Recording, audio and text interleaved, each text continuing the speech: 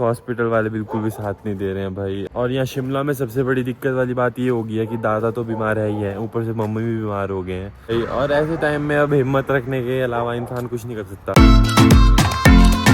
तो hi guys, welcome back to another vlog video. कैसे हैं आप सभी लोग? तो भाई मैं हूँ अभी एक शानदार सी सिटी में जिसका नाम है शिमला सिटी। एंड आप लोग सोच रहे होंगे मैं शिमला कैसे हूँ।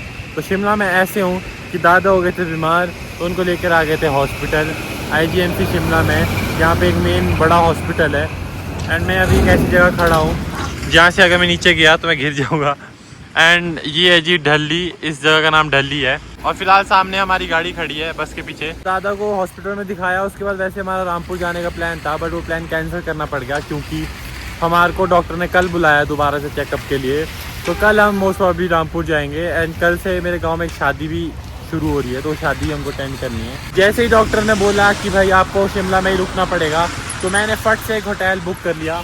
ये सामने वाला अपना होटल है, ये मेन रोड पे ही है।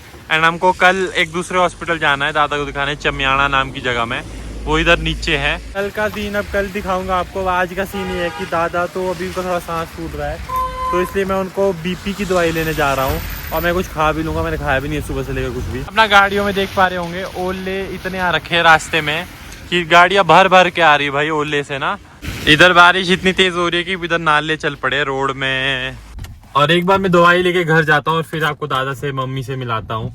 हमारे साथ एक्चुअली दीदी भी आए थे, कन्नू दीदी और सारिका, बट उनको वापस जाना पड़ा बस में क्योंकि हमको कल तक रहना है। तो वो लोग कहाँ यहाँ पे रहते, इसलिए वापस चले गए।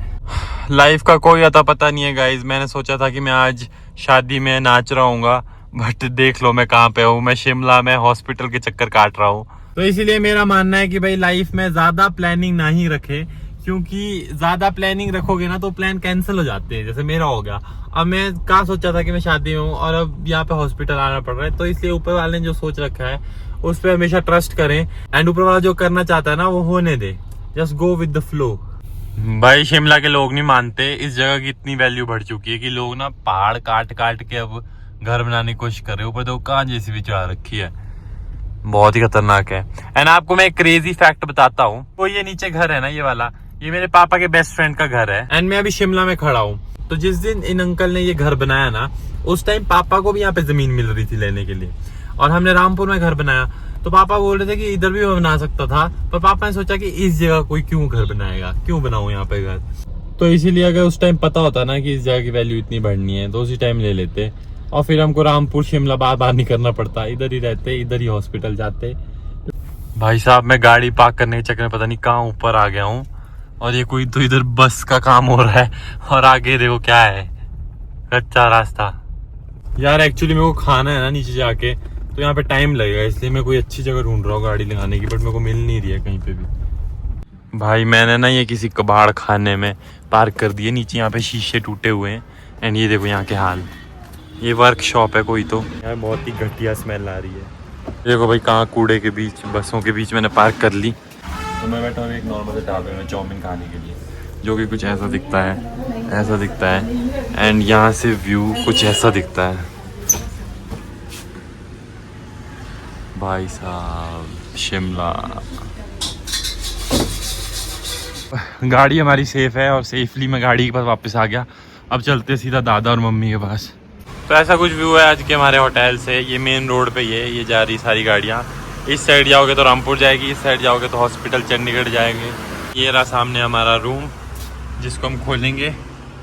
तो यहाँ पे मम्मी बैठे, मम्मी को सर दर्द हो रही है, दादा भी बीमार से हैं। ये एक डिसेंट सा बेड है, यहाँ पे चेयर टेबल रख रखे हैं, यहाँ एक अलमीरा है, यहाँ एक शीशा है, फिर यहाँ पे एक TV है, एंड फिर वॉशरूम के कुछ ऐसे हाल है।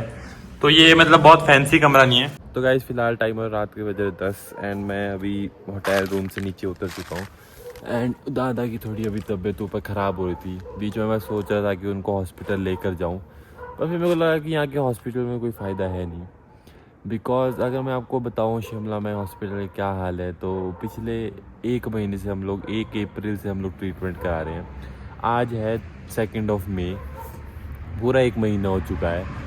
अभी तक दादा का सिर्फ टेस्ट हो रहे हैं, 1 महीने में सिर्फ टेस्ट हो रहे हैं। वो भी इसलिए क्योंकि मैंने बहुत जल्दी करवाया है। मैंने एक ही दिन में 2 टेस्ट करवाए कई बार, वरना उसकी भी डेट्स मिलती हैं। थोड़ी चालाकी करने के बाद भी 1 महीना लग गया। उसके बाद भी आज हमने डॉक्टर से बात करी तो वो कह रहे हैं कि जी आप पहले फॉर्मेलिटीज़ पूरी करो, उसके बाद ही हम आपको बता सकते हैं कि आपको ऑपरेशन करना होगा या आपको दवाइयाँ देंगे। हमने बोला सर हमको ऑपरेशन नहीं करना है क्योंकि एज ज़्यादा है, हमको नहीं ऑपरेशन करना है। तो वो कह रहे कि जी हम ऐसे नहीं कर सकते, आप पहले फॉर्मेलिटीज़ पूरी करो। तो मेरा इन सब चीज़ों को देख कर यही बोलना था कि भाई 1 महीना हो गया है, आप लोग अभी भी फॉर्मेलिटीज़ पे पड़े हो। मतलब पेशेंट का इतने टाइम में तो भाई जो दर्द है वो बढ़ के 4 गुना हो जाए 1 महीने तक। पेशेंट कैसे जिएगा भाई इस हालत में।